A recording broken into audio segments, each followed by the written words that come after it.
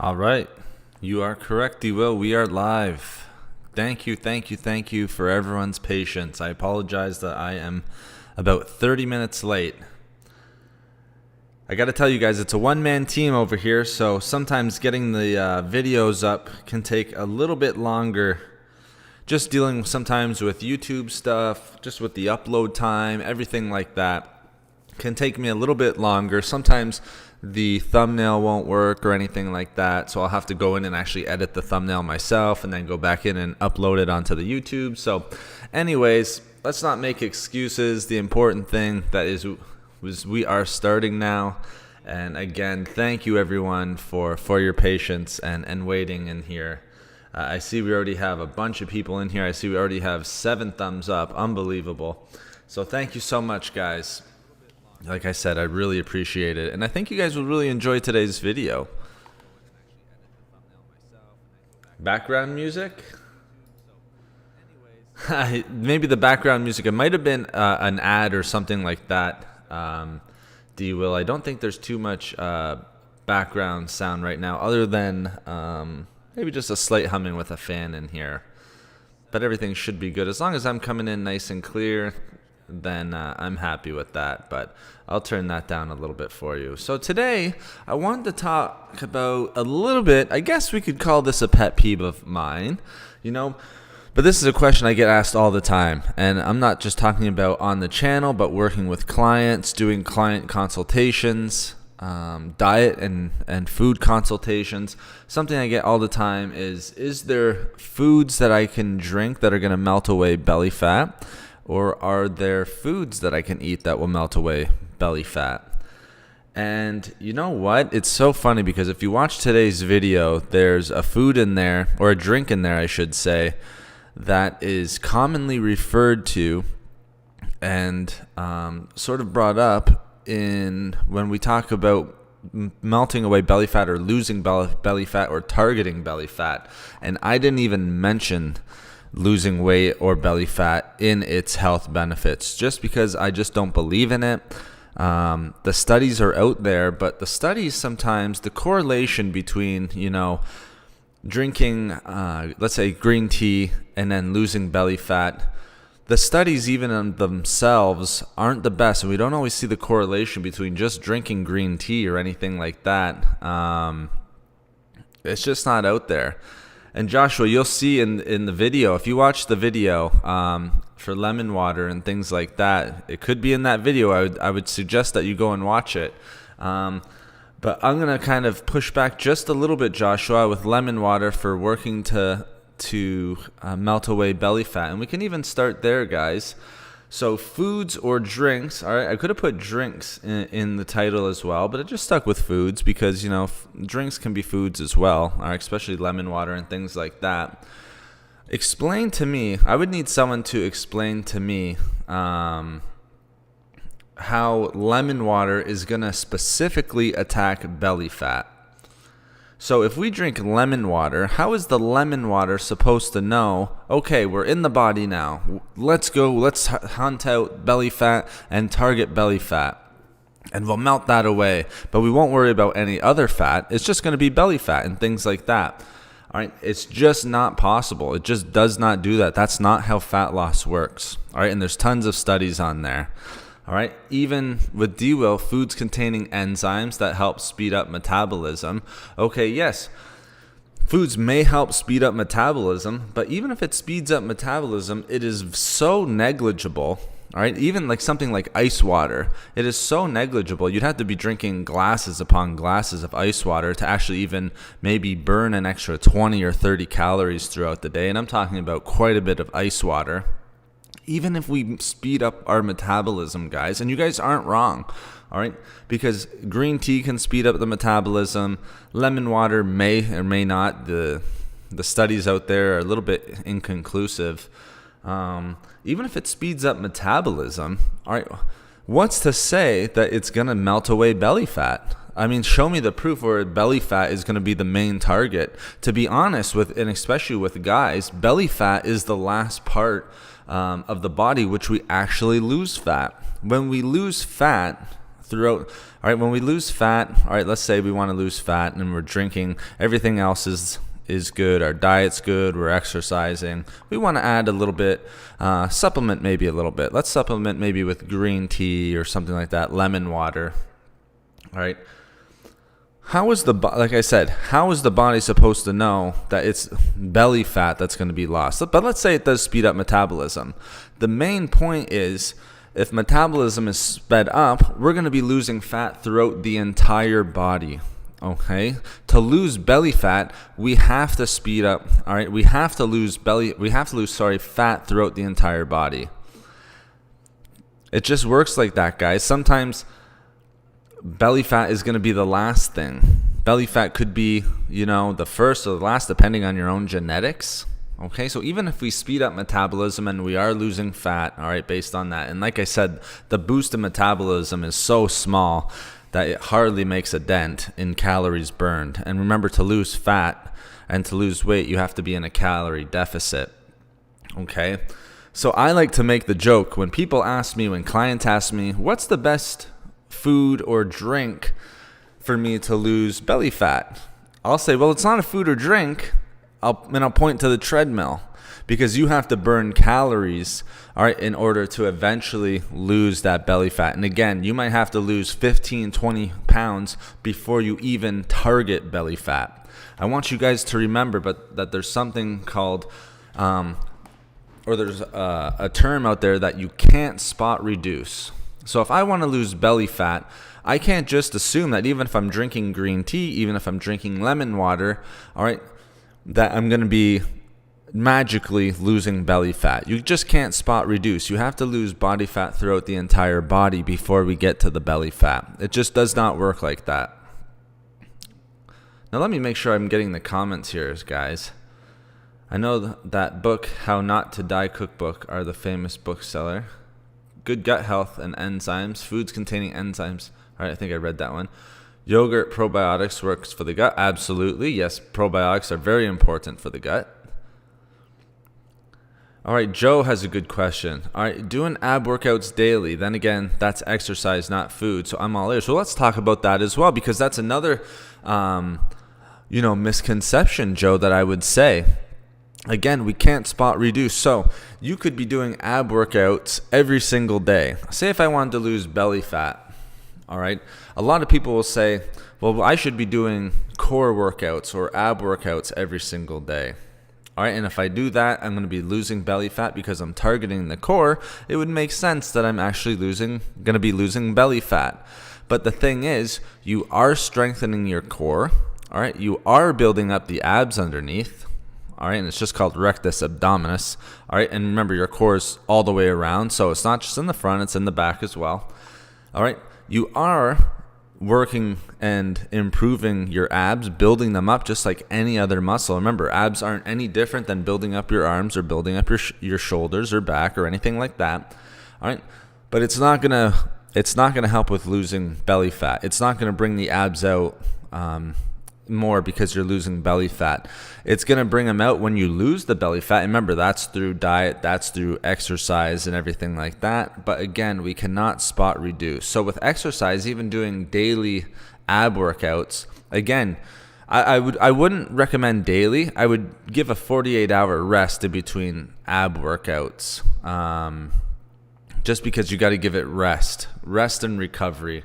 The kind of golden rule is 48 hours in between. All right, that gives it enough time to recover. Because don't forget, when you're doing abs, you're breaking down the muscle fibers in the core. They need time to recover. It's when we break them down and then they recover, they build back up. That's how we actually get muscle growth. So I would give about 48 hours in between. But again, it's not going to spot reduce. Exactly, D-Will. You nailed it, buddy. All right, so there's no magical food out there. Trust me, if there is a magical food or drink out there that you could have and then you would instantly lose belly fat, all right, it might help lose belly fat, but everything else has to be perfect. Like your diet, your working out, you have to be in a calorie deficit. This other part, foods and drinks, all right, are going to be negligible. All right, I would almost consider it almost like a supplementation if everything else is looking good. But think about this. If there was something that you could drink, let's even say green tea, it would have been monetized a long time ago as a belly fat reducer. All right, someone would be a billionaire because we could all lose belly fat by eating or drinking these types of foods. Joshua, again, apple cider vinegar, it just does not show, my friend. Apple cider vinegar, can help a little bit with metabolism. But again, with belly fat, again, remember, we can't spot reduce. So even if we are drinking foods or eating foods that are going to speed up our metabolism, there's no way of saying that it's going to help melt away belly fat or target belly fat or anything like that. You can drink apple cider vinegar, all right, and maybe you'll get a little metabolism increase. There's just so much misinformation out there and a lot of sort of clickbait videos, all right, or videos to get views where it's saying drink apple cider vinegar, all right, melt away belly fat. So you can drink the apple cider vinegar, but you better be on a diet, you better be exercising, and you better be in a calorie deficit. All right, and if you're doing that, you don't need the apple cider vinegar. The apple cider vinegar becomes negligible, right? Because you won't, the help that the apple cider vinegar isn't really going to do very much, to be honest with you guys. All right, especially in terms of boosting metabolism or melting away belly fat. If those other three things are happening, you won't even need the apple cider vinegar, Joshua, because you're already nailing the most important thing. So working out, being in a calorie deficit, and then getting in your macronutrients. Intermittent fasting is the best workout, not eating, so only 8 glasses of water to lose weight and feel much better. Intermittent fasting seems to be a popular one out there. But remember, there's no best diet. The best diet is the one that you can maintain. I know I'm kind of coming back at you guys a little bit. I just want to make sure. I don't want to come off as like I'm putting your ideas down and things like that, because what you guys are saying, there is basis to. And I know there's a lot of videos out there that are claiming these types of things. For intermittent fasting, for one person, absolutely, you might feel better. All right, it might help with workouts. All right, it might help you, to keep your diet for longer. Maybe you can hold that diet for a few months, years, make it a lifestyle change. But again, there's no best diet. You're going to lose weight on any sort of diet. It doesn't matter if it's intermittent fasting or vegan or all those other diets in between. The important thing is that you're in a calorie deficit. If you're eating under maintenance calories, that's when you're going to be losing weight. Now, Joshua brings up a good point. You might feel much better. Some people will have sort of a physiological benefit of intermittent fasting where they feel better, things like that. But in terms of losing weight, let's say you're doing intermittent fasting, but you're eating too many calories within your eating window, you're still going to gain weight. It doesn't matter that you're doing intermittent fasting. So just remember that, guys. I could be doing paleo, Mediterranean diet, vegan, vegetarian, low carb, high carb, low fat, anything. If I'm eating too many calories, I'm going to be gaining weight. But there is some physiological, Joshua, that you're right about. So good point. And another good point by D. Will. Absolutely correct. Building muscle will help you with burning fat. All right, that's a good point. All right, and that's something that we should maybe discuss a little bit. The more muscle that you have, the more calories you're going to burn throughout the day. So that is one. So we want to start thinking in terms away from foods to help melt away belly fat. All right, and let's actually talk about the real stuff. All right, having more muscle, all right, you're able to eat more calories throughout the day. All right, so you put someone on a body composition scale that's going to show you your maintenance calories. The higher that their muscle, the more lean muscle that they have, the more calories they're going to be able to eat, because the more muscle you have, the more calories you're burning throughout the day. It's hard for our bodies to maintain muscle. Remember, it doesn't want to have to maintain all that muscle. It would rather hold on to fat than muscle. So that's a really good point. Yes, and Joshua's right. Eat more protein, such as chicken. Chicken's a good one. All right, chicken, eggs, All right, lean cuts of meat, so kind of like your turkey, lean ground beef if you're into red meat, even some of the dairies if you're not sensitive to dairy or things like that, cottage cheese, Greek yogurt, those are all great ones. Whey protein, but again, it doesn't have to be whey. It could be split pea protein, even legumes and things like that. But the more protein that you get, and let's be honest, if it is chicken and turkey and things like that, it's going to be slightly better with building muscle than beans, legumes, lentils, and things like that. I know for vegetarians, just because chicken contains all of the amino acids. So all of the amino acids to build muscle.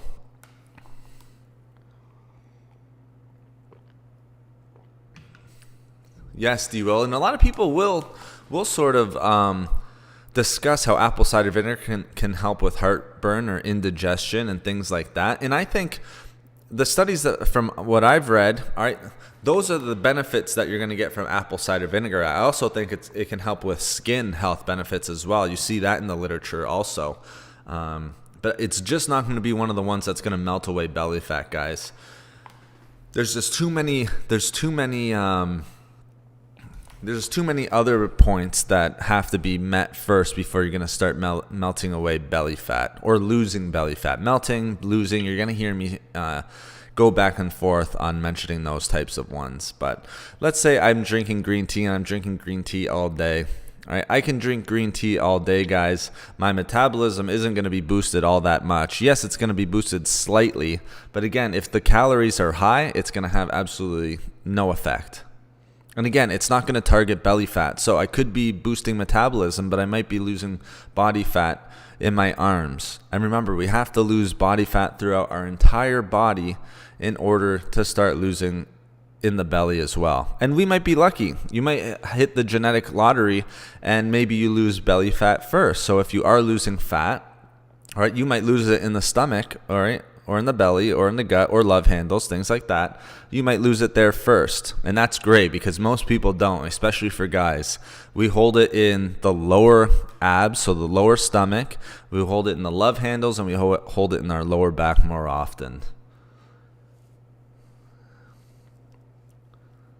What's your thoughts on skipping breakfast? Does that cause weight gain? There's so much controversy out there. Well, that's interesting, Deborah. What we see kind of in the literature as well, we really grew up with breakfast is the most important meal of the day. And yes, breakfast is important, I suppose. But we also are now knowing that nutrient or macronutrient timing isn't the most important. Is not the most important thing. That's why intermittent fasting became really, really popular. So some people were just skipping breakfast altogether, and I've done it before too. So I'm not only coming at it from the literature, but I've also done intermittent fasting where I was eating in a 8-hour window. So my thoughts on skipping breakfast, does that cause weight gain? Absolutely not. That will not cause weight gain in and of itself. The cause of weight gain, again, is just eating too many calories, just eating a surplus of calories above maintenance. And remember, to gain 1 pound, you have to eat 3,500 calories over maintenance. To lose 1 pound, it's just the opposite. You have to be in a deficit of 3,500 calories. That's what's going to cause you to gain weight. Now, it's harder to lose weight. This is kind of off track a little bit from your point, Deborah. But to answer your question, skipping breakfast, haven't seen anything or read anything on skipping breakfast causing you to gain weight. As the gaining weight is just being in a calorie surplus. And then as long as you're getting all your macronutrient needs out there, then that's the most important thing. Keto is number one to lose body fat. Again, Joshua, keto is a good diet. You can lose body fat fast, but it's just about maintaining, and not everyone is the same. So keto is not going to work the same for every single person. And Joshua, would you be able to tell me what foods you can't eat and able to stay in ketosis? Because being in ketosis is very tough, and it's very restrictive on a lot of people. It doesn't matter if you're in keto and you're you're eating a calorie deficit, or if you're vegan and eating in a calorie deficit, you're probably going to lose body fat. All right, especially if you're weight training, kind of like what D Will said, if you're adding a little bit of muscle, then you're going to see really good results. All right. But keto is kind of a quick fix. And we have to remember, how even if we are using a keto diet, okay, we're in a keto diet, how do we stay in ketosis? Because we have to know, if we're going to be doing the keto diet, you have to stay in ketosis. Yes, you're right, Joshua. It is very challenging. I've worked with a number of clients, especially with working out and stuff like that. It's very, very tough. Your energy is very low. And just to answer sort of the question I put out there to Joshua, and he's exactly right, it's very challenging because you cannot eat any carbohydrates if you want to stay in ketosis. You can eat some veggies, all right, but you even got to be careful with carrots and things like that. And good luck on fruit. If you enjoy fruit, say goodbye to fruit, because that's going to bring you out of ketosis usually as well. You're eating protein and fat. That's it. And for me, that's not a diet that I can really stick to. All right. So if you want to stay in ketosis, you got to eat protein and fat. That's pretty much your only choices. And then your leafy green vegetables, most of them you can eat. So those are good ones as well, and those are going to help keep you full. But the reason why people like keto is because it's like, oh, I can eat bacon, oh, I can eat red meat and things like that. But a lot of times they're high in calories, so you're eating more calories usually than you should. And then, they don't see very good results on keto. And then after a while, if they're trying to work out or even just get through their day, they're finding that their energy is being zapped just because you don't really have those carbohydrates. But a lot of people can be satiated on, let's say, cheese, for instance. Again, that's a very popular keto food. I see it all the time with my clients. It's like steak and cheese, things like that. Very enjoyable to eat, good foods, but how long can we keep it up? As you told us, we have to do what works for us. Yes, D-Will, absolutely. You're 100% correct, and thank you for bringing that up. And thank you so much for the likes. Holy cow. We're almost getting a like a minute. You guys are crushing it. Oh, you guys always impress me, and thank you so much. And I don't want to, I don't want to come off sounding like I know everything or challenge you guys on things, that you're saying, or saying that you're wrong, because you guys are bringing up really, really good points. You guys are bringing up excellent points, and points that I hear every single day, just in the profession that I'm in, and just with the research that I'm doing on a day in and day out. Not even having to do with the channel, just in my profession. So you guys are bringing up awesome points. I really appreciate this conversation. I think this is an important one, because a lot of people will turn to certain foods to help lose belly fat. Sorry, as I drink my coffee here. A lot of people will turn to certain foods and think it'll be the be-all, end-all. Like, I'll start drinking green tea, or 2 or 3 cups of green tea a day, and now I'll start losing body fat. And then it can be very discouraging when they do that, and then they don't see any results. And if you don't see results, you're not going to be staying very motivated. All right. So if your goal is to lose weight or to maintain weight, all right, I hate to see people who get discouraged, and then that's when they go off the diet and do what we call yo-yo dieting. So you might lose a little bit at the beginning, but the more discouraged you get, we lose motivation or even dedication or consistency, and then you just put the weight back on. And as the literature shows, and I've seen it through experience, when we put on weight, it's usually a little bit more even from our starting point. So say you lost 10 pounds, a lot of the times people will put on 15. So we just want to make sure that that's not happening. So excellent questions, guys. You guys are doing a great job. And again, I'm not coming at you with I know everything or anything like that. It's just things that I've read and things that I've seen through my experience. I just want to make sure I'm passing that on to you. All right, D-Will. All right, great, Joshua. I'm glad that you're learning a lot about health. And I know you know a lot about health, because I see you commenting all the time in my videos, and you're always bringing up great points, and in the streams as well. So thank you very much, Joshua. I know someone on the keto diet, and she is bigger than she was before she went on it. However, she fully into CrossFit also. That may contribute to increase in size. Okay, so do you mean bigger in terms of muscle mass, D. Will, or in total overall weight? Because if she's putting on muscle and maybe losing body fat, that's actually a very good thing for her. Kind of interesting. I'm actually very impressed. I know a few runners who are on a keto diet. Not very many, because they need those carbs to kind of help fuel them. It's usually people who are running like 5K, maybe 10K at most. And it's not every single day. It would be like 2 to 3 times a day. They can be on keto diet and feel satiated and things like that. But it'd be interesting to know, D. Will, is she gaining size in terms of muscle mass, or is she gaining size in terms of overall body weight? In terms of weight, okay. So is she putting on, do you think she's putting on maybe fat as well? Because she may be putting on some muscle, but if you're gaining fat also, then you kind of want to go back and take a look at maybe some of your goals. I don't know what her goals is. Maybe strength is her goal, so she's fine with putting on a little bit of body fat.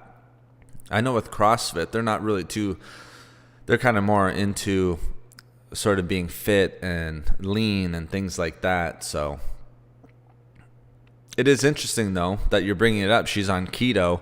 So kind of like I was saying before, there's no perfect diet, and keto certainly isn't a perfect diet for everyone. It can be a great diet for some people, but I find keto diet to be very, very restrictive. I usually don't tend to recommend it to clients unless they're really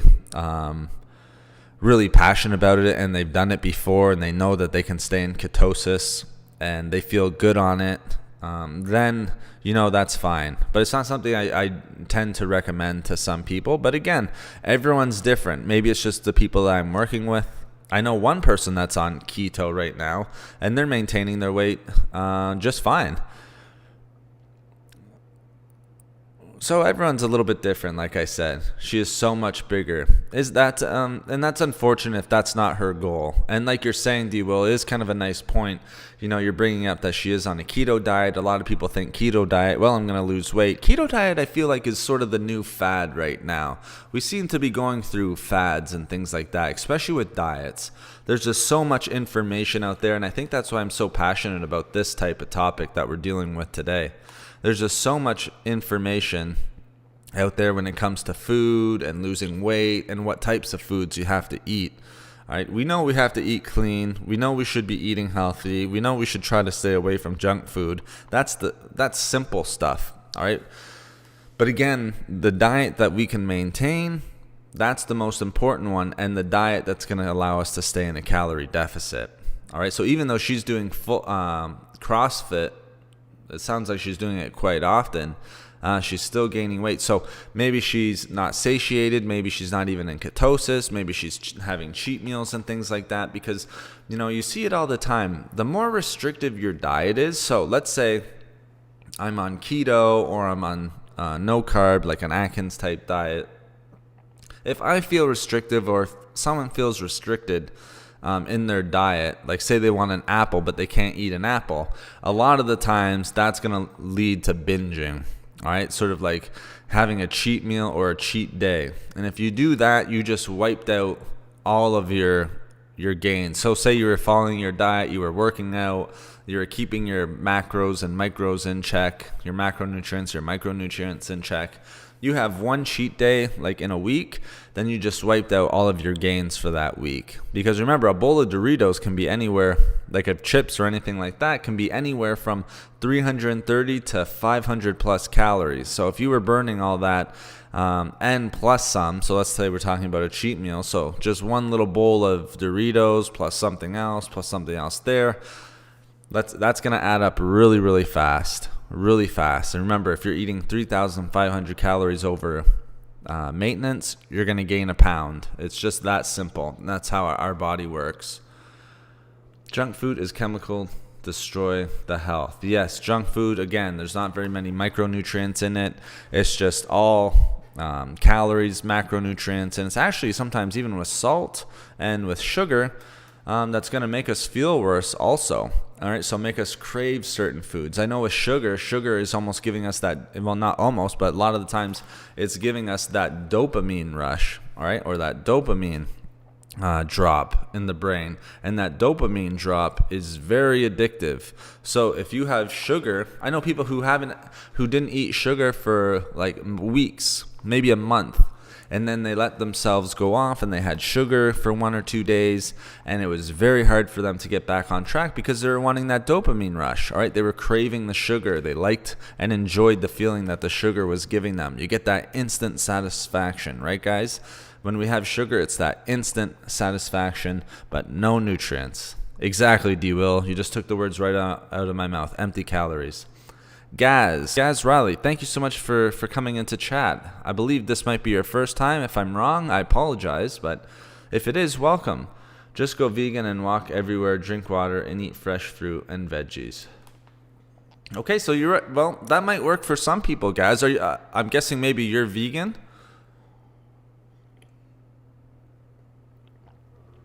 And again, for me, I think, and what the literature says, all right, and someone who works in nutrition and everything like that, there's no right or wrong diet. So for guys to say go vegan, or just go vegan and walk everywhere, drink water, eat fresh fruit and veggies, the only part maybe I would kind of push back a little bit on that is just go vegan. I think walking, obviously, great. You're going to burn calories. Drink water, awesome. You want to stay hydrated. That's perfect.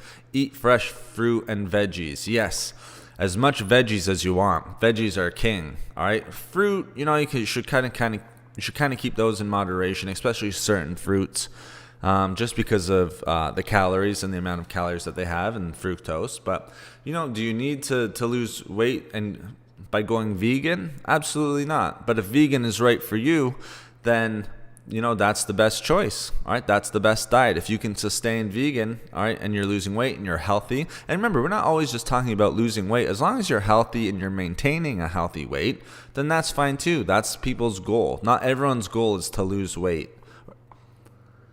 A lot of people who lived in shelter, they used frozen and junk foods all the time and had no nutrients and getting sick. Yes, Joshua, that's another good point there that you bring up. A lot of frozen foods these days. So people microwaving foods and things like that, very low in nutrients. The macronutrients are kind of off. So a little bit of protein, super high in carbs, super high in fats, but not healthy fats. That's for sure. It's more of your saturated and trans fats, and you're not really getting your omega-3s or your polyunsaturated or monounsaturated fats.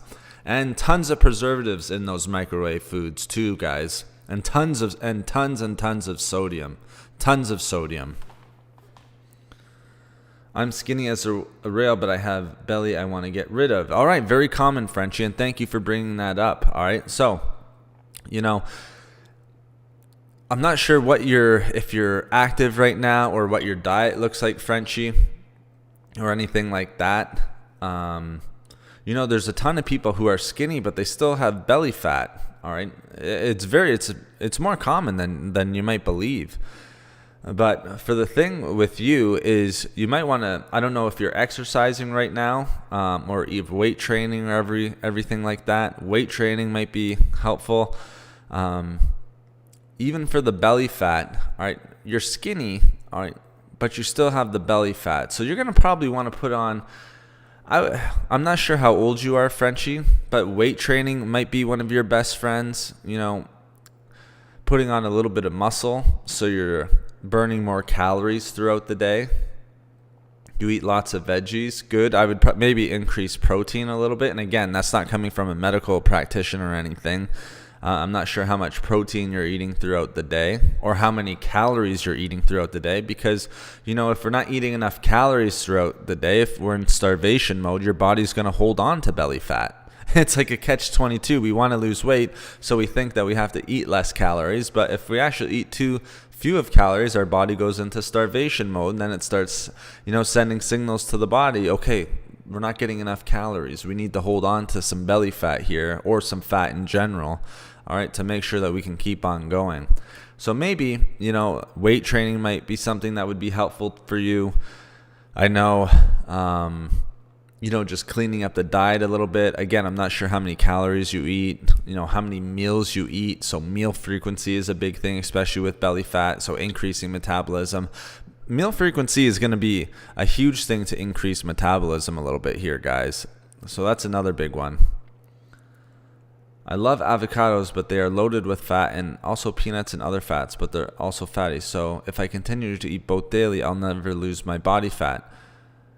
Well, Joe, that's an interesting point that you're bringing up. So you need healthy fats. All right, we need healthy fats. We have to eat fat. And just because we're eating fat doesn't mean that we'll have belly fat. In fact, we need to eat fat in order to lose belly fat. Again, I think we grew up with sort of that anti-fat mentality. We were hearing everyone saying if you want to lose weight and if you want to lose fat, then you need to decrease your fat intake.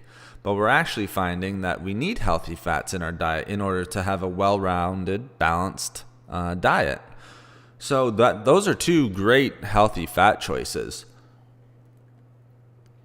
Now, where the problem may lie is eating just too much. Is just eating too many avocados or too much avocados and too many peanuts throughout the day. Because again, that's when your issue becomes a calorie in versus calorie out sort of issue. Again, if you're eating too many calories, if you're in a surplus, that's when you're gaining weight. If you're eating it in moderation and you can stay in a deficit, again, that's when you're going to lose fat. That's when you're going to lose weight. And again, exercising is huge for that. So just because you're eating fat like avocados and peanuts, don't think, guys, that that's going to mean that you're going to be holding on to fat. All right, those are healthy fats. I eat walnuts, almonds, Brazil nuts. Sometimes I'll have peanut butter. What else do I have? Eggs. That's a healthy fat. You're getting, about 5 or 6 grams of fat in each egg. So I'm eating a good portion of fat throughout the day. And again, you need it. Those are healthy fat sources. But when I eat almonds, it's 10 almonds. When I eat walnuts, it's 10 halves of a walnut. When I eat Brazil nuts, it's 8 to 10. If I have peanut butter, all right, it's a tablespoon. So again, it's all moderation. Everything is moderation. If I have an avocado, it's usually a quarter of an avocado. So I wouldn't want to have like a handful or a third of a cup of almonds and then a third of a cup of walnuts. If you're doing that, boom, you just ate probably 600 calories. And then you're really overdoing it probably on the fat. But yes, as Deborah brought up, avocados are a very healthy fat. And they were sort of the big fat there for a moment. They seem to be going away just a little bit. It's sort of interesting working in this sort of industry. You see foods come and go. Like the big one before was coconut oil before that, I believe. Everyone was adding coconut oil to smoothies and things like that. And now that's sort of died down just a little bit. But yes, walnuts are a healthy fat. All the ones that I sort of mentioned are a great fat source. And remember, for with those types of fat, like avocados, seeds are also another great one. So like your sunflower seeds, chia seeds, flax seeds, we can eat those in moderation because, one, you do want to eat them in moderation because they're higher in calories, but they're also very nutrient dense. So we don't need to eat them in large amounts to obtain their health benefits and to get the nutrients from them. But again, you have to eat fat. We can't have a no-fat diet, and it's actually not the best idea to have no fat in our diet. It's going to mess up our hormones just a little bit. Again, that's better discussion for your medical practitioner, but I have read studies where, it can cause a little bit of changes in our hormones and everything like that and make it a little bit harder to lose fat. So healthy fats are definitely important when it comes to fat loss. I saw Steve Wilkos eating junk food a long time ago, and he was yelling at the people on his stage and caused heart disease. I'm not sure who Steve Wilkos is.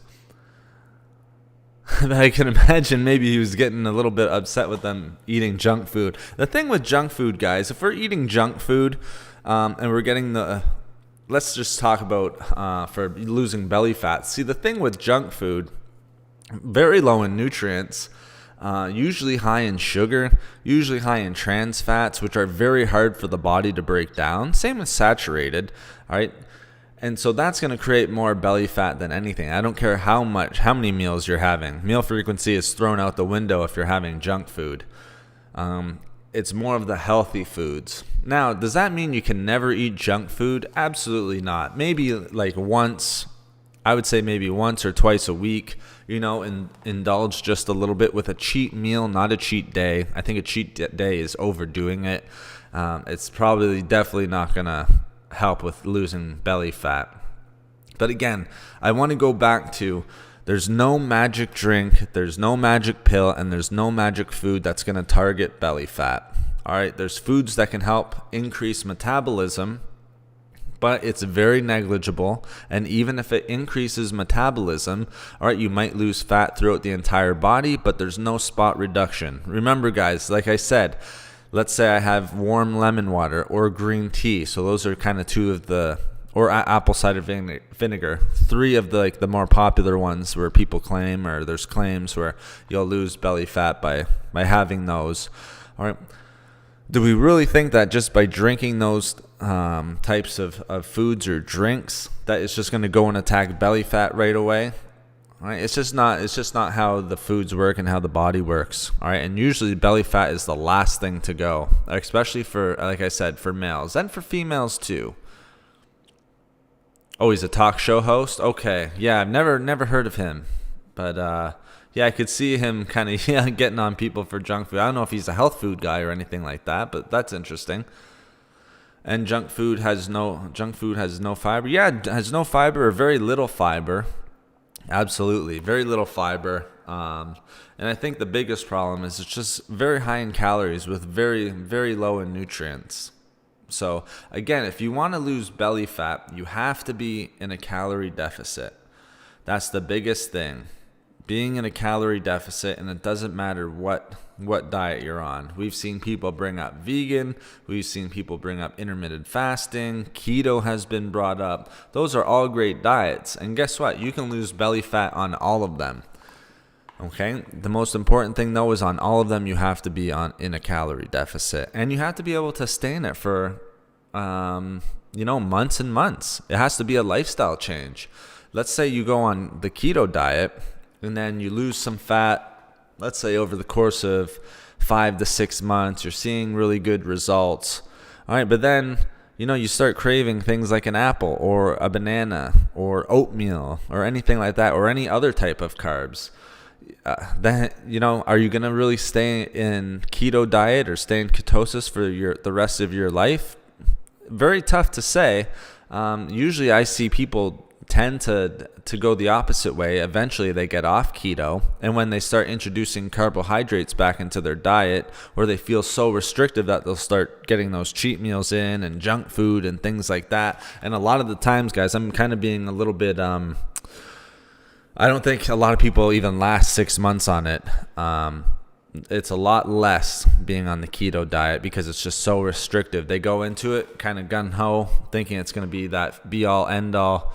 And then a lot of the times, within a few weeks even, they're off keto. And then they'll start, all the weight they lost, boom, they put it back on and then some. But not for everyone. Again, keto can work for some people. I'm not saying that keto is bad or anything like that. All right, but again, keto is not one of it's a big fad right now. Everyone is kind of into keto. So that's why I'm kind of pointing that one out a little bit. But again, it can be very tough to maintain and very tough to keep as a lifestyle change. Cheat days should be reserved for birthday, Christmas, and Thanksgiving. That's my approach. Well, you know what, D-Will? That's usually when I have my cheat meals as well. But I will have a cheat meal every 2 to 3 weeks. Maybe sometimes once a week. It just sort of depends. Now, do I always need it once a week? Probably not. And that's my own personal preference. I'm not saying that's what you guys have to do. I'm never, and even with my clients, say they have cheat meals every single day. I never tell clients, okay, you're eating cheat meals 7 days a week. Now that we're working together, now you have to go to 0. It's just, you want to do it sort of piecemeal. If you're doing 7 days of cheat meals, all right, this week your homework is to do 5 or 6. And then you keep that maybe for 2 weeks, and then the next time you drop it to 4. Another week or two, drop it to 3. All right. And then you sort of lower it that way, because you have the people who are going from 7 to 0. Guess what? That's very, very tough. Very tough. I would never put someone through that. All right. It would be like getting rid of coffee. That's for myself. I don't think I could do, I know I couldn't do that. So you wouldn't really want to do that. You can do it piecemeal. Again, making lifestyle changes like that aren't an overnight fix. That they can be fixed within weeks and months.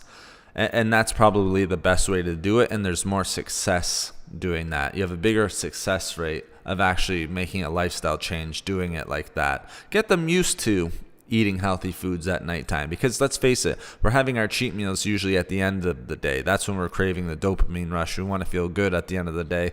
Maybe we built up some stress, anxiety. We want to unwind a little bit at night. Oftentimes you see the cheat meals coming in at night. So, if you're doing it 7 times a week, let's try to do it 5 or 6 this first week. All right, I want to make sure I'm not missing any comments here, guys. You guys are doing a great job with the comments. Jeez, I can hardly keep up. And wow, again, same thing with the thumbs up. Thank you so much, guys. I appreciate it. You guys are awesome. Great community we have here. Very, very proud of it. Fruits and vegetables, highest fiber, as well as nuts, seeds, beans, and legumes. Water and herbal teas are very, very important. Not really too much fiber in those, Joshua, but you nailed it with fruits, vegetables, and then especially with nuts, seeds, and then especially with beans and legumes. Beans and legumes are an incredible source of fiber. Absolutely. Like black beans or lentils and any types of bean. Not just black beans, like kidney beans, chickpeas, things like that. You name it. Navy beans. There's so many different types of beans out there. I couldn't even possibly name them all off the top of my head.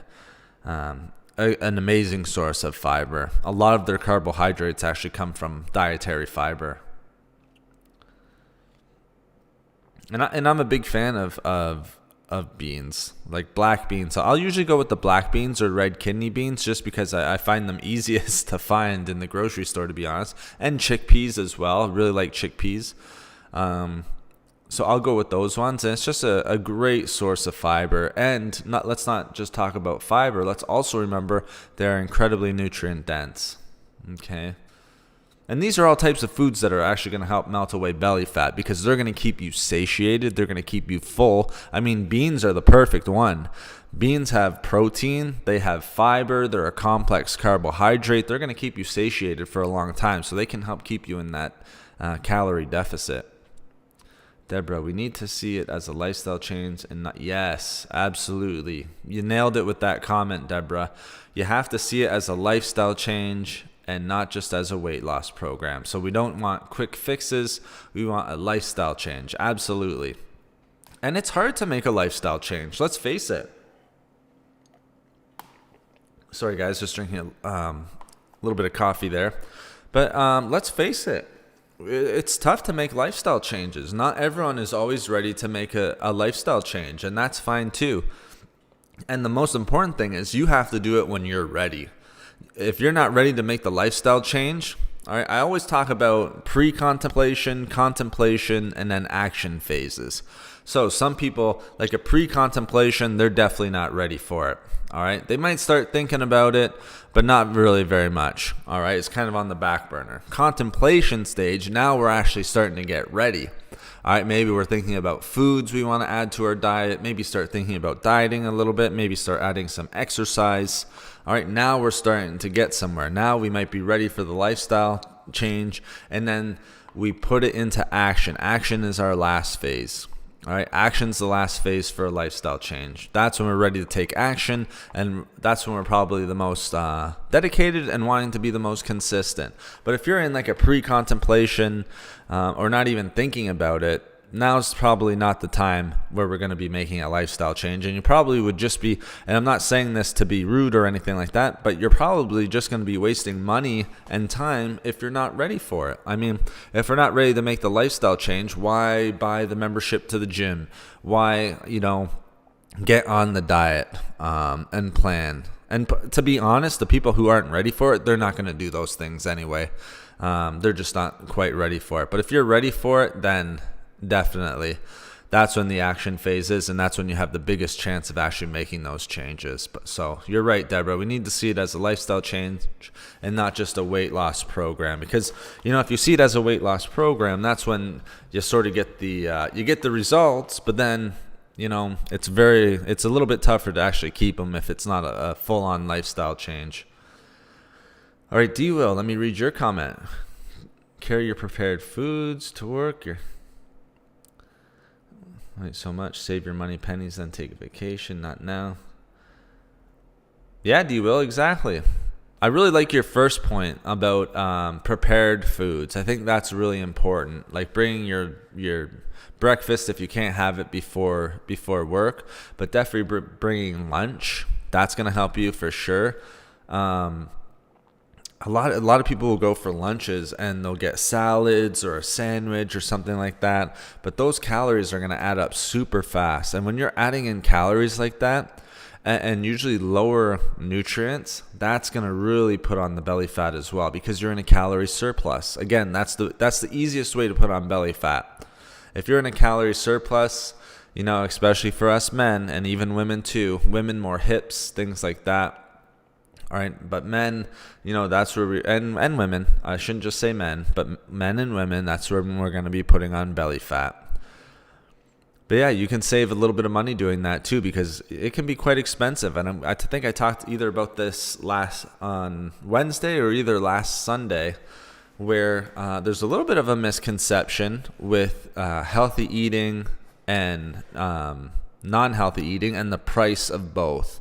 You can make meals that are fairly cheap, and there's some good videos out there that can show you how to do that. I might even make one, because I prepare almost all of my meals. But you get a box of brown rice. That brown rice is going to last you forever. You get a bag of oatmeal. That bag of oatmeal is going to last you forever. I've had oatmeal almost every single morning. But you go and get fast food. Like, let's say you go to Subway. Sometimes you can spend $15 there just on one meal, and I know the bag of oatmeal is $6, and you can have it for a month. So you can, if you're out there and you're dedicated and you're looking for deals and things like that, you can make a healthy diet work for you and save some money. Motivation. Sorry, D-Will, I'm just not exactly sure. Sorry, I'm not sure what the motivation comment's for, but yeah, definitely motivation is important. You have to be motivated to be able to make that lifestyle change. It's hard to make a lifestyle change, especially when you are accustomed to the lifestyle you have. Absolutely. The longer you've been in a certain lifestyle, the harder it is to break it, right? And it all comes down to habits. All right, habits are the biggest thing. For some reason, I guess it's just over time. The longer we do certain things, like one of my habits, all right, I'll let you guys know, is I wake up and I have a cup of coffee. All right, so that's one of my habits. It's not the worst habit in the world, all right, but I need my coffee in the morning. Now, I do have some good habits. I'll usually work out in the morning as well, all right, but one of my habits is coffee. But a lot of the times at night, a lot of people have the habit of eating junk food or eating out, or ordering a pizza, things like that. That's a big habit to break, especially if you're doing it more and more. Like, let's say if you're doing it over 4 or 5 times a week. Try breaking that habit. Again, the sugar, pizza, fast food, things like that. It's very tough. So another thing, don't be hard on yourselves, guys. I know we want to make lifestyle changes and it's a nutrition channel and everything like that, but we have to be easy on ourselves too, because making those lifestyle changes, like I said, can be very tough, and it takes time, and it takes motivation. I don't know motivation's a good point. I think, it takes sort of, dedication as well. But the biggest thing that you need to make a change, yes, motivation, but motivation comes and goes. It goes up and it goes down. And some days we're motivated and some days we're not. And those days that we're not motivated, that's when we reach for the cheat meal or go buy the cheat meal or order the pizza.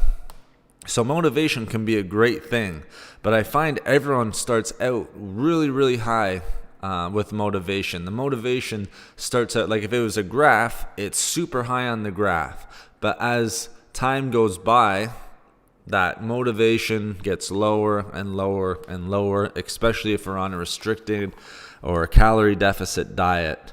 It just does. But if we can stay consistent and we're dedicated to the program and we have a good program that's working for us, then we have a much better likelihood of actually making that lifestyle change. So that's why it is important to have the motivation, especially to get us started.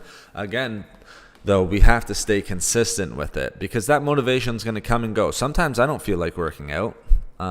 Sometimes I don't feel like eating certain meals. I'll grab like an easier meal, something that I already prepared, rather than another one that I might have made to fit my macros and things like that. But sometimes I just don't feel like eating chicken and rice. I'm just not hungry enough to eat it with a bunch of veggies and stuff like that. I might not be eating junk food, but it can be tough, staying consistent. So that's why I say don't be too tough on yourself, guys. Nutraceutical benefits. Sorry, just maybe is it Gull? Sorry, I'm sure if I'm pronouncing the name correctly, but can you just expound a little bit on nutraceutical benefits? I'm just not exactly sure what the question is. Like, what are the benefits of that, or are there benefits eating certain foods or things like that? I would be kind of interested to know.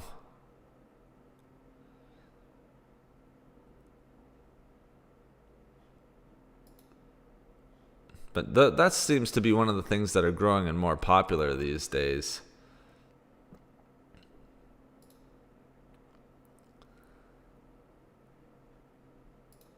I haven't done a ton of research on that, to be honest.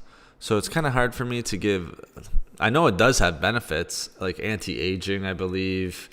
Chronic diseases, maybe I've heard before, things like that, like helping to prevent that type of stuff. But I haven't done a ton of research on that. And I can't say, for certain, because I've never read any, really definitive studies in that area on the long-term benefits of that, on that type of stuff. But I know it can be a good way to get certain micro and macronutrients. So it is sort of an interesting topic to bring up. But yeah, you're 100% right, Deborah. Staying consistent is the biggest thing. Staying consistent over time is the one major factor that's gonna determine your success or not. And I've just seen it so many times. If you can stay consistent, and that's why I always kind of let you guys know, and I always repeat it, that there's no perfect diet. It's the perfect diet for you is the one that's going to allow you to stay consistent. And that can mean it's keto, that can mean it's vegan, it can mean it's just a well-balanced diet. That's what I prefer. It might be something different for you, but a diet that's going to help you to stay consistent. And if you're trying to lose belly fat, that's the topic of our discussion today. If you're trying to lose belly fat, then the diet that's going to allow you to stay consistent and stay in a calorie deficit, that's going to help tremendously with the belly fat. Not eating certain foods, not drinking lemon water, not drinking green tea. Like I always say, when people ask me, what should I drink to lose belly fat? Or what can I do to lose belly fat with my diet and things like that? Well, you got to be in a calorie deficit. It's not me prescribing apple cider vinegar or saying you should drink lemon water. If you're doing everything perfectly, then maybe, add the lemon water in. It's just going to be another thing that helps. But is it going to help with losing belly fat? There's just no proof really that it targets belly fat. Like even the studies, let's talk about the belly fat studies. So let's say it increases metabolism. Usually with the studies though, they're losing weight overall. If you're losing weight overall, then yes, of course you might lose a little bit of belly fat as well. Right? But just because you're losing weight or losing body fat, it doesn't mean that it's targeting belly fat only. There's no way of determining that. It's usually the people who are losing weight, and then eventually as you lose weight throughout your entire body, that's when you lose the belly fat. All right, Deborah. Well, thank you so much. See patient, new client. Okay, great. Yes, thank you very much. You have a great afternoon also. I'm glad that you enjoyed the live chat. Yes, see you next week.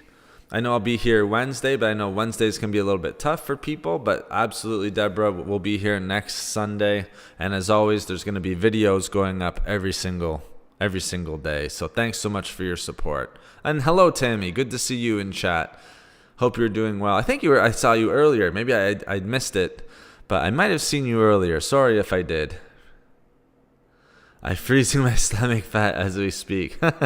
Is it extra cold there? XJW, how are you doing? I don't believe sometimes I'm pretty bad with remembering if people are in chat. Sometimes there's just so many people coming in and out. If you've been in chat, then welcome back, and I apologize if I did miss that before, but thank you so much for coming in. It's great to have you here. And we're just talking about belly fat and losing fat and staying consistent with diets. And if you guys have missed it, to sum it up, there is really no food or drink that is going to melt away belly fat in and of itself. It's just not possible. The way to lose belly fat is to lose fat throughout the entire body. There's no such thing as spot reduction. So and I don't know why it's always belly fat. I guess we just want to, I know why belly fat is always brought up. Everyone wants to lose belly fat. But why aren't there videos or studies on how to lose body fat in the arms or how to lose body fat in the back? It's because the belly fat videos are the ones that are going to get the most views and the ones that are going to get, sort of the most eyes on them. But why, if we're drinking lemon water, why wouldn't it target back fat as well, or fat in our arms, or fat in our chest or legs and hips and things like that? Why is it always that it has to be belly fat? I don't think the lemon knows that it has to go out and hunt belly fat, so to speak, and things like that. So it's just sort of interesting when I see those types of videos and even the studies, the ones that can help metabolism and speed up metabolism to help lose body fat. And again, even if you are speeding up metabolism, guys, and it doesn't have to be through drink or through food. You could do it through meal frequency. You can do it through working out. It doesn't mean that you're just going to melt away belly fat. You have to lose, again, belly fat can be the last thing that you lose, but you could be losing body fat throughout the entire body. And then as we do that, that's when we can start to lose the belly fat. If you're losing belly fat throughout the entire body, sometimes we hit, like I said, the genetic lottery, and then we start losing belly fat first. But for a lot of us, we gain it there first and we lose it there first.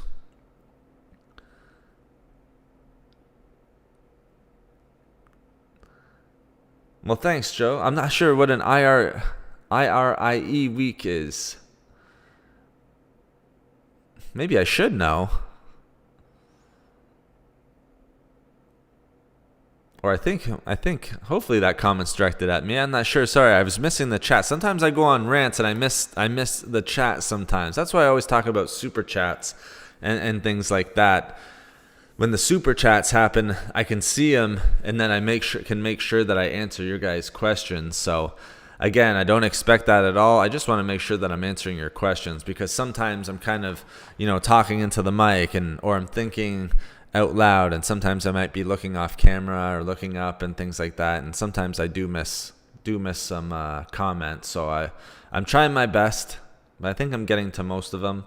I'm doing the home remedies with ice packs and the sweet heat belt. Oh, nice. Did something happen to your stomach? Did you get injured, Tammy, or something? Doing those home remedies, did you hurt your core or something like that?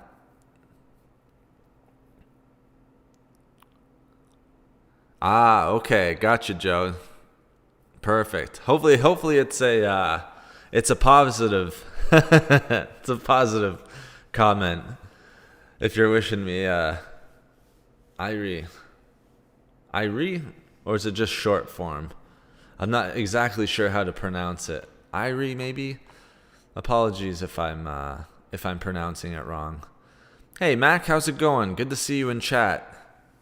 Hope you're doing well. Hope you're having a good Sunday. I love these Sunday chats. I always look forward to them. I apologize for starting a little bit late today, but sometimes the YouTube can be a little bit slow. Sometimes getting the videos up and the thumbnails and all that stuff can slow me down a little bit, but don't worry, I'll never miss one. If you guys always see that there's one scheduled for like 12, I'll always be in there at some point. Oh, freeze the fat. Freeze the fat on your stomach, like cool sculpting? Never actually heard of that, Tammy. How would that work? If you could explain that to me, that's actually quite interesting. I never actually heard freeze the fat, like cool sculpting. That's interesting. I would be kind of interested in knowing what that is. Maybe I'll give it a quick Google search after. Found YouTube videos on it.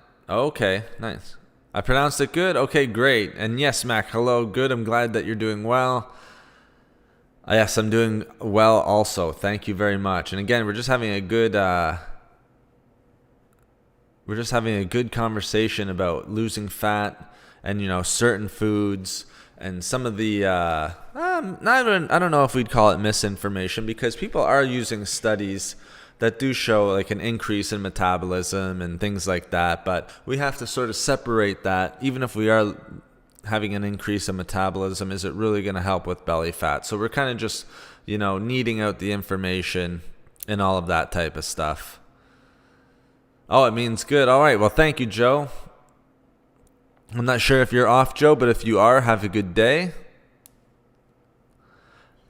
Now, if there's any other questions, guys, keep them coming, because you guys are doing an amazing job. It's incredible how many, just the speed of the chat and how many questions we get in here. I'm constantly looking and reading your guys' comments, so thank you so much for bringing that in. Now, another thing, too, is with losing belly fat, I think the best way to do it is obviously, again, and I know I keep repeating it, but it's worth mentioning because it's the most important part of losing belly fat. You have to be in a calorie deficit. Say to maintain your weight, it takes you 2,500 calories. If you want to lose weight, then you have to be eating under 2,500. All right, not too much lower, because again, then you're going to be pretty restrictive. You don't want your body going into starvation mode. If that happens, then you're probably going to be holding on to fat more. So again, you want to be eating just around, I like people eating about 300. 500's pushing it just a little bit. Maybe if you're working out and things like that. That's why I like when people work out as well, because you're burning extra calories through your workouts. It can be walks, weight training, things like that. If you're doing that, you can eat a little bit more calories. You don't have to be in such a big calorie deficit. But again, if you want to lose weight, like we were saying before, it's got to be a lifestyle change. It costs like $1,000 to have this procedure done, and I was looking into it and took to do it yourself. So I started, sorry guys, yesterday. I'll let you know how it goes. Okay, let me know how it goes, Tammy. It sounds interesting. I've never actually heard of it. Where they freeze fat on the stomach. I've never heard of that. That's quite interesting. I'm glad you're kind of doing the do-it-yourself. $1,000 sounds is pretty high in cost. Let me know how it goes, and then maybe I'll take a look at it and see how it works. Okay, Joe, you're still here. Great. Good to have you still in chat, buddy. Awesome. Many people don't know green veggies are helpful in vitamin A. Lack of vitamin A causes skin and eyesight problems. Well, yes, a vitamin A deficiency can certainly negatively affect, or certainly won't promote eyesight, especially as we get older. So if you have a long-term vitamin A deficiency, from what the literature sort of shows, is it can lead to things like macular degeneration, cataracts, things like that. Sometimes, again, a lot of it has to do with genetics and stuff like that. But even with green veggies, another one that I would point out are kind of like your orange foods. So things that are orange. So think of like squash, or sweet potatoes and things like that.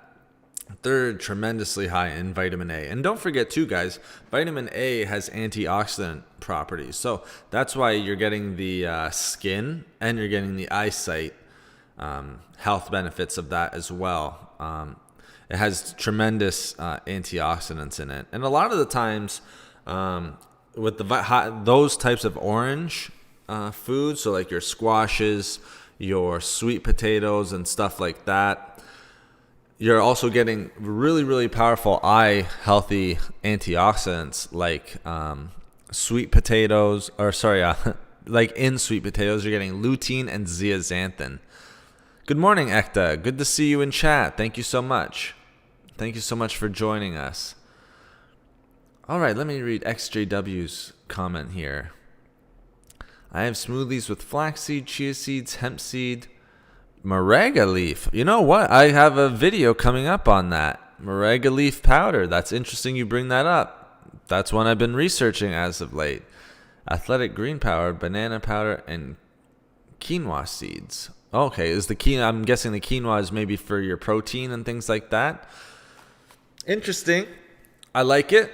Lots of healthy foods, lots of good healthy fat sources. So with all those healthy fats, XJW, you definitely don't need to be having those in large amounts. That's for sure. Especially, and then even you have some green powder and stuff like that, banana.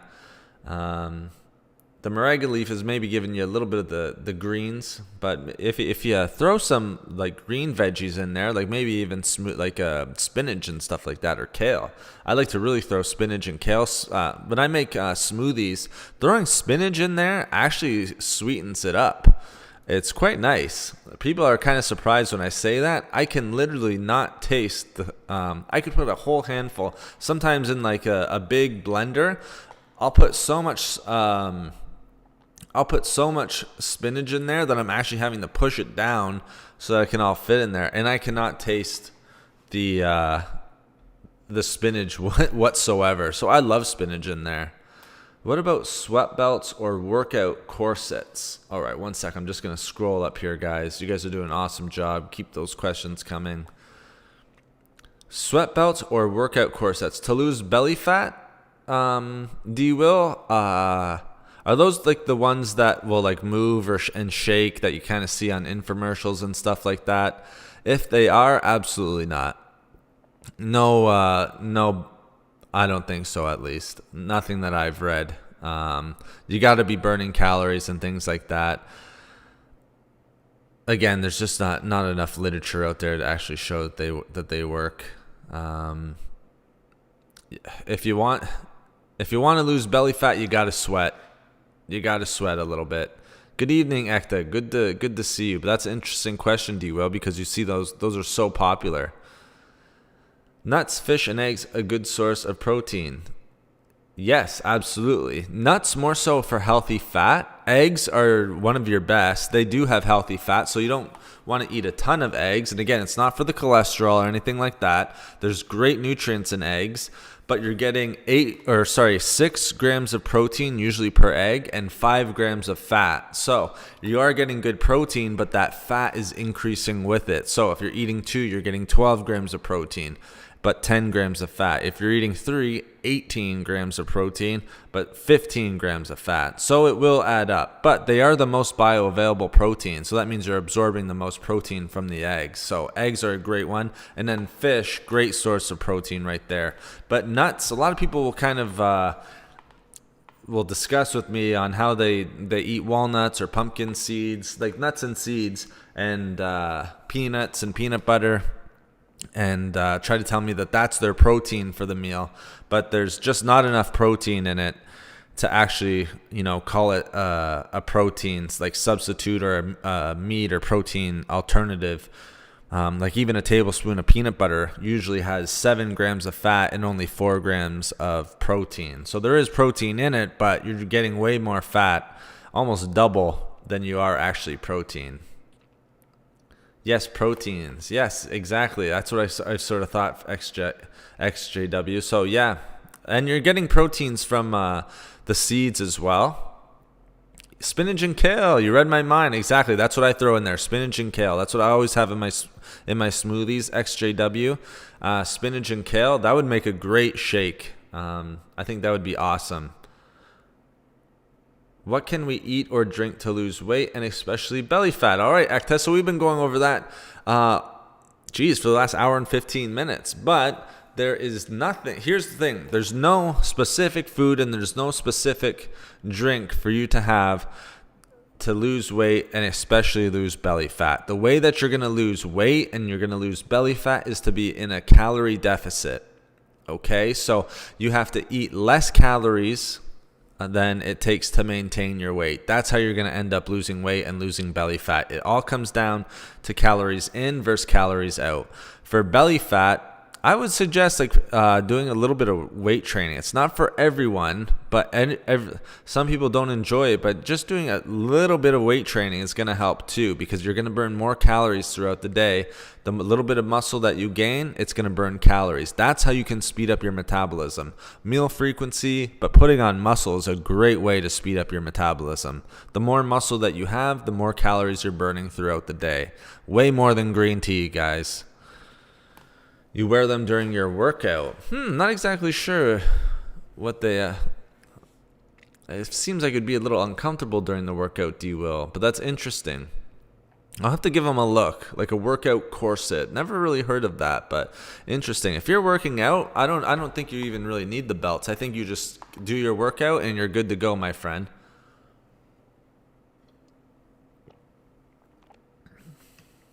What we drink in morning routine for glowing fair skin. Okay, well, Ekta, you're going to want to watch the video that I put up today because there's a couple in there that I threw in that are great for skin. But for morning routine, I'll give you one of them. Lemon water is a great one. Tons of antioxidants, vitamin C, so you're creating collagen naturally. Antioxidants, all that good stuff. Help flush out toxins, anti-inflammatories. Lemon water is a great one for skin. And it's even going to help, it can help with skin ailments. And you're going to want to read watch for the last one too, because it's great antibacterial, so it helps with acne. But I'll save that one for you to watch the video, my friend.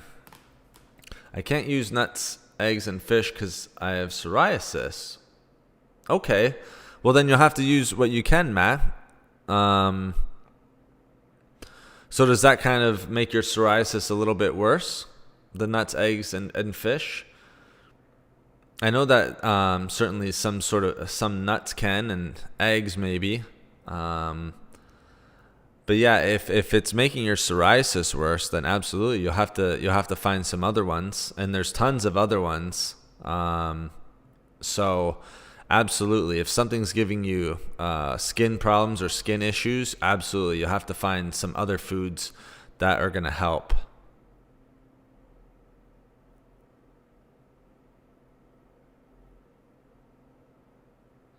Use Vicks salve while wearing it. All right, yeah, sweat belts. The sweet sweat belts. Let me search this. This is the first time I'm searching on the stream. I need to see these sweat belts. I'm just not a believer, guys. Oh, the sweat belts. Okay.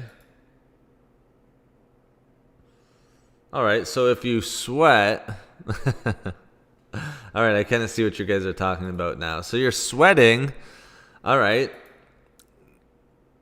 You're very welcome, Ekta, and thanks, Mac, for saying hit the like button. I appreciate it, guys. Okay, so the sweat belts, they do definitely make you sweat. So I see the picture, all right. But just by sweating, okay, it's not going to make you lose body fat. There would be no correlation to sweating and losing body fat. Now, sweating out some of that water weight is going to make you temporarily, sorry, I'm having trouble saying that word, temporarily lose weight because you're sweating out water. But to lose body fat, I just don't see the correlation between sweating and body fat loss. Like I could put myself in a sauna and sweat out. And maybe lose some weight. That's how people cut weight. But losing body fat is just not gonna. It's just not gonna happen. There's no calorie deficit happening there. There's no calorie loss. You're literally just losing water weight. You could do that in a number of different ways. You could lie out in the sun and sweat. I wouldn't recommend it. It's and plus, like, it's just a temporary fix, right, guys? I mean, if you're sweating it out, guess what you're gonna have to do after? You're gonna have to drink water anyway. They have rubber-like material inside and used to sweat around. Yeah, D-Will, I saw that. I did see that, but I just don't see the correlation between sweating out your water weight and then losing belly fat around the midsection. Like I said, it's not targeting belly fat. You're not in a calorie deficit. You're literally only losing water weight. And then after you lose water weight, guess what? The first thing you better do is you better rehydrate, because you're going to feel awful if you're just sweating out the water. So those types of things, guys, I'm just not a big fan of. And especially just coming from my background and training people and things like that, just not a big fan of it. You can sweat out all day and lose maybe like 2 pounds or 3 pounds. Again, it's going to be water weight. It's not going to be fat or anything like that. And I don't want to talk bad about the product or anything like that. I'm just telling you guys that when you see that sweat, it's literally just water weight coming out of them. It's not belly fat or anything like that. I'm very glad that you're enjoying it, XJW. I'm loving it too, and you're asking great questions. I love the shake that you're making. I think that's great. If you can add some greens in there as well, and a little bit of the protein. I'm wondering how much protein is in the quinoa seeds. A little bit more protein may help a little bit. I wouldn't really necessarily try to add more calories, but if you can get just a little bit more protein in there and then add the kale and the spinach, you're off and running. But with the seeds and stuff like that, you're getting quite a bit. So I would kind of have to know how much of each you're putting in, but it sounds like an amazing shake. Tons of benefits with those flax seeds, with the chia seeds. Those are some of my favorite ones, honestly. Flax seeds and chia seeds are like my go-to seeds, XJW. I already told you guys sort of the go-to almonds, walnuts, so the nuts that I eat, Brazil nuts, things like that. But flax seeds and chia seeds are awesome. I have both of them. They're both one's in my fridge, and I think the other one's stored somewhere. The flax seeds I'll usually put in the freezer or in my fridge once I open them, and then I'll enjoy them. Sometimes I'll throw them in my smoothie, but sometimes I'll throw them in my oatmeal as well. And I love putting them in oatmeal just because throwing them in the oatmeal, not only are you getting healthy fats, but tons of fiber, so it's very satiating. A lot of the times what I'll tell clients is at nighttime, if you are getting those cravings, guys, so say we are having cheat meals and, we're snacking at night and we're starting to feel a little bit hungry, having a little bit of oatmeal with like blueberries and maybe throwing in like 5 or 6 almonds or some flax seeds, guess what? After you have a little bit of that, like the oatmeal and everything, those types of foods, because don't forget, blueberries are very high in fiber. Flax seeds, very high in fiber. All right, you're getting protein and slow digesting carbohydrates. So remember, oatmeal is a complex carbohydrate. That's a great snack in and of itself, and I think it tastes great. You're getting the blueberries, which is going to help with the sweet tooth a little bit. I think that's an excellent food choice. Don't be scared of carbohydrates at nighttime. As long as, again, you're in that deficit. There was actually just a big study that came out. There was no difference between people who were stopping their carbohydrate intake at 4 p.m. and then people who were eating a carbohydrate meal, I think it was like somewhere around 10 or 11 just before bedtime. So again, we grew up very scared of carbs at nighttime because we were scared it would be stored as fat as we slept. But again, these studies are showing that the most important thing, and that's why I keep reiterating, I feel like I'm repeating myself, and I apologize if it sounds like I am, but the most important thing is as long as you're in a calorie deficit, you can enjoy those foods whenever you want. So you don't have to be scared of carbohydrates at nighttime as long as you're in that calorie deficit. One thing I would say, obviously, keep it healthy. Like, I wouldn't go with like sugar or anything like that. And you guys know how I feel about even fructose, like grapes at nighttime and stuff like that. Grapes, mango, things high in fructose. Even bananas. I can be pretty sensitive to that type of stuff. I think maybe just because I don't eat a lot of sugar, and I'm not a huge fan of sugar. But when I have it at nighttime, it just doesn't mix well with me. So I try to stay. I can't remember the last time I had a grape because it was just too sweet for me. It's kind of funny because grapes are delicious, and red grapes are very quite healthy. I'd keep them in moderation just because of the calories that are in them. But they do have like resveratrol and anthocyanins, very high in antioxidants. They're really, really healthy fruit. But for me, there's just too much fructose. I just don't enjoy red grapes. And this is what I mean. Everyone is different, guys. You got to find what works for you. I made the quinoa. Ooh, hemp protein powder. Excellent, XJW. So there you go. If you have that, tablespoon scoop, 1 tablespoon of soaked chia. Yeah, if you're having a hemp protein, then you're fine. 8 almonds and cashew nuts with almond milk. Nice. That's great. That's an excellent meal right there. Excellent meal right there. That's going to keep you satiated and very healthy. Tons of nutrients. D Will, okay, everyone, have a wonderful day. All right, D Will, thank you so much. You've been here for almost an hour and a half. I really appreciate it, man. And thank you for smashing that like button. I do appreciate it, and thank you guys. You guys are really doing a great job. And D Will, I appreciate it. I know you were in here waiting for me even before the stream started as well. So don't worry. I always know what's going on.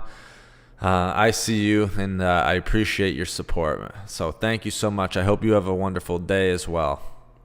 And no problem. My pleasure for the stream. You asked some great questions today, D Will, and really got me on some good rants today. So thank you very much. All right, Joe. I've heard carbs can get you easily to sleep. Yes, they can help with sleep, absolutely. And eating a night snack of sweet tater donuts. I'm not sure about the donuts, Joe, but some other carbs, absolutely. I don't know what sweet tater donuts are. That's funny. Like I said, I'm not a big sweets guy, so anything having to, I can't even remember the last time I had a donut. Maybe on the Super Bowl or something like that. But I'm not a big sweets guy. It's funny. I'm more, if I'm gonna have a cheat meal or something like that, it's chicken wings, maybe something high in protein. More so along maybe a big steak or something like that with a potato. But I'm just not a big sweets guy. So it's funny that you're bringing up sweet tater donuts. I never heard of that. Cup of chamomile tea, very good. Very nice. That's a nice herbal tea before bedtime. I think I made a video not too long ago. It was either on chamomile tea or foods that can help with sleep, and chamomile tea was definitely in there. And then we did a stream on that as well, and we talked about chamomile tea. So absolutely. For sweetener, dates. Yes, absolutely. XJW, dates are a nice one. They're a nice natural sweetener. I would just go a little bit, I would keep the dates in moderation. They can be a little bit higher in calories, but yeah, dates are a great natural sweetener. I've used them quite often, and again, just keeping them in moderation, but they're excellent. Yeah, definitely use them in a bunch of different recipes. I know some people will throw them into green smoothies and things like that just to kind of sweeten them up a little bit. So absolutely, dates are one of those things that a lot of people, now it is sweet, but they are still a low GI, so on the glycemic index. So yeah, dates are great. Just keep them in moderation, just because they are a little bit higher in calories. You don't need to eat very many dates to see those calories start adding up and up.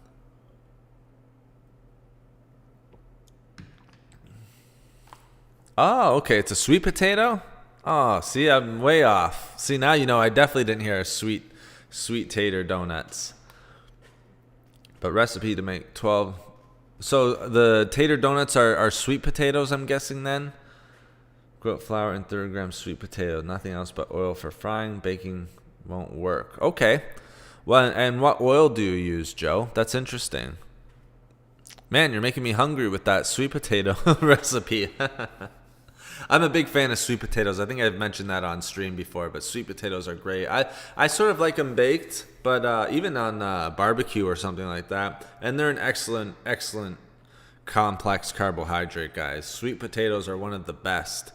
And I know a lot of the people in chat really like sweet potatoes, but tons of nutrients. We were talking about vitamin A earlier. Man, they are packed in vitamin A. Lots of antioxidants, lots of fiber, and like I said, micronutrients through the roof. And they're a slower digesting carbohydrate, so they're not going to spike. There's a better chance that they won't spike insulin levels than a lot of other carbohydrates. So I'm a big fan of sweet potatoes. One of my favorites as well. I like the taste, but even better, the health benefits are very strong with the sweet potatoes. So, excellent choice. But let's sum it up here, guys. Just for if there's anyone new into the stream. Ooh, avocado oil. That's a nice one. I would go with that. But both sound great. But avocado oil would be really nice. That sounds great, Joe. But again, guys. Let's not always believe the hype. Stick to the simple things, guys. To lose belly fat, there's no be all end all with a drink or a food. Belly fat is lost through hard work and through diet and consistency. Can green tea increase metabolism? Yes, but it's negligible. Can lemon water, negligible again. Apple cider vinegar, same thing. All of these things that increase metabolism, remember, it's just going to be a small amount. It's not like you're going to be burning hundreds of calories by doing that. And even if we are, remember, you can't spot reduce. So even if we are increasing our metabolism and burning more calories throughout the day, it does not mean that you're going to be targeting belly fat. It could just mean that you're losing fat throughout the body or you're losing weight. All right. And the more weight for the longer, so more consistent we are. So if we're consistently losing weight, that's when we have the better chance of losing belly fat. But just drinking lemon water and just drinking green tea is not going to be the be all end all, guys. I really like the foods that are high in fiber that are going to keep you satiated. And just remember, be in a calorie deficit and be active. Those are the types of things that are going to help you lose weight. And if you're losing weight and losing weight, that's when you have the better chance of losing body fat. And if you're losing body fat, that's how you're going to be losing belly fat. Okay, and it might be last. You might be losing fat throughout the body and then eventually get to the belly fat. It could be last, and we see it all the time. Exercise does help. All right, I know this isn't an exercise channel, but I will say exercise like weight training and things like that, and it doesn't have to be super intense, but it will help with belly fat as well. The more muscle you have, the more calories you're going to be burning throughout the day. That's when we're really going to see a difference in calorie burn. And you're working out, so you're burning extra calories throughout the day also.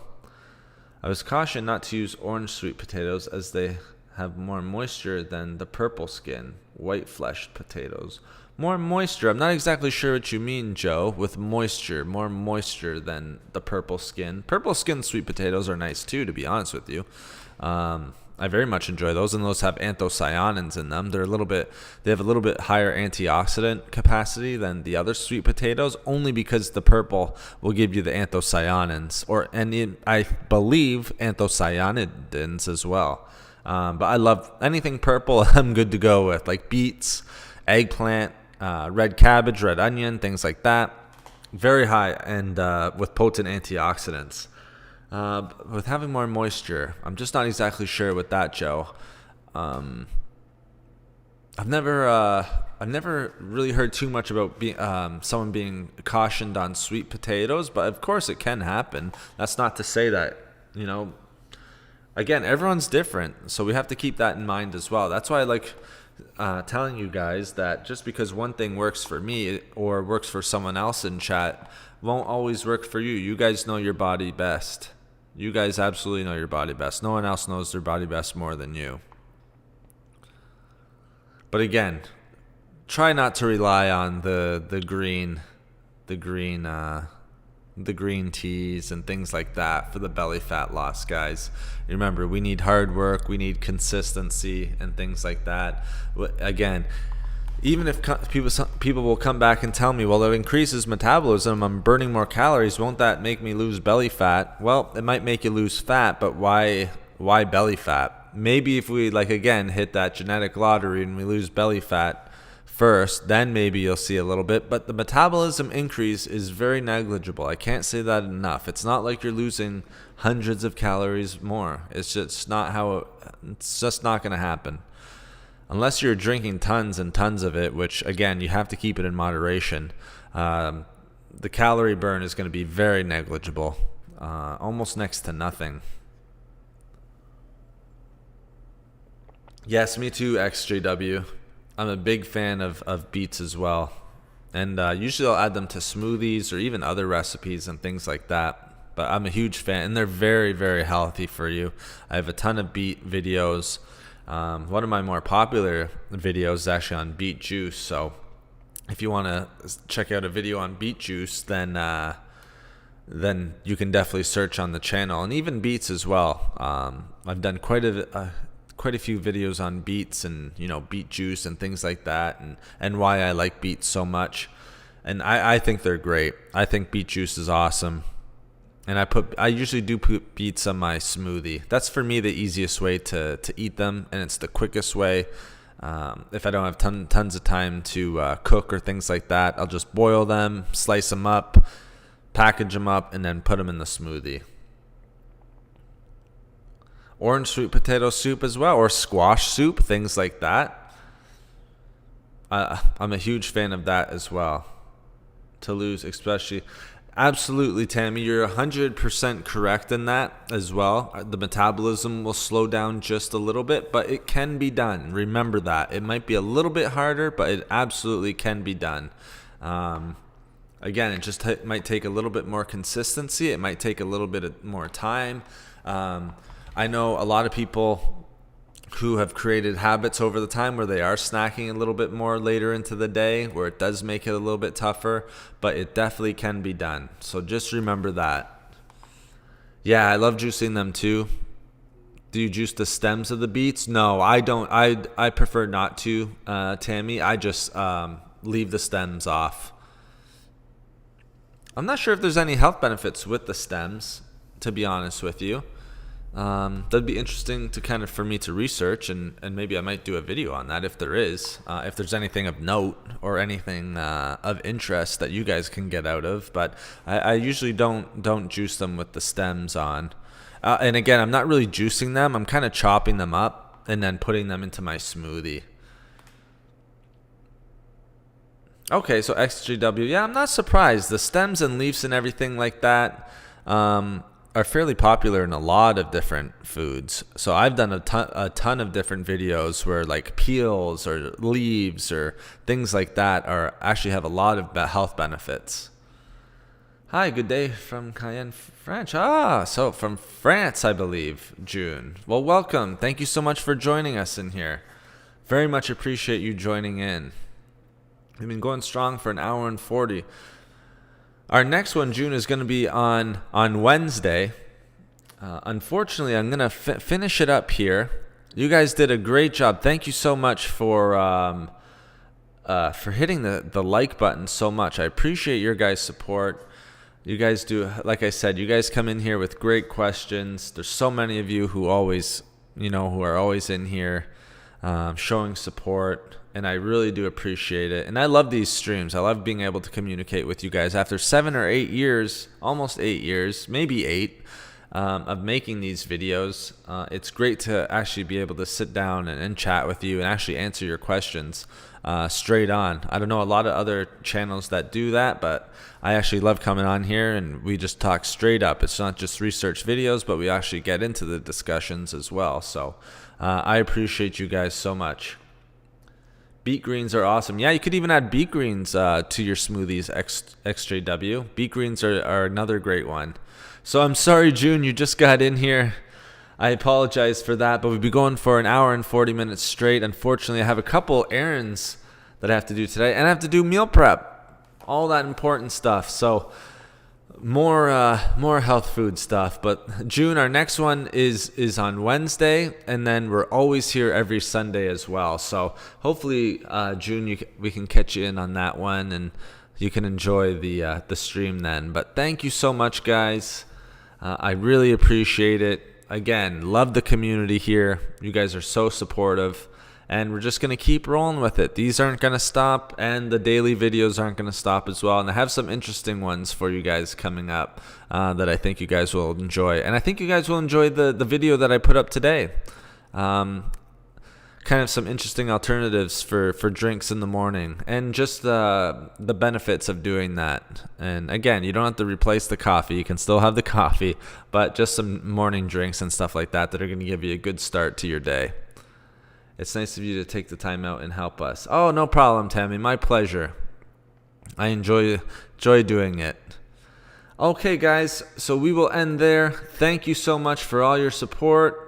I will see you Wednesday on stream, but again, there will be daily videos that are coming out. So I look forward to seeing you guys on Wednesday, but I look forward to reading your comments as well, and I always try to answer them as best I can. So thank you so much for all the thumbs up. Really appreciate it. I think this might be the most thumbs up we ever had on a stream, so I appreciate that, guys. Everyone have a safe, healthy Sunday. Enjoy the rest of your weekend. I will talk to you live in person on Wednesday, and then look out for those daily videos coming out throughout the week. So thank you, everyone. June, Tammy, XJW, Joe. Who else we got in here? D. Will. Sorry, I can't scroll up anymore, else I'd give more shout outs. But thanks, guys. We'll end it there, and I will talk to you on Wednesday. Thanks, guys.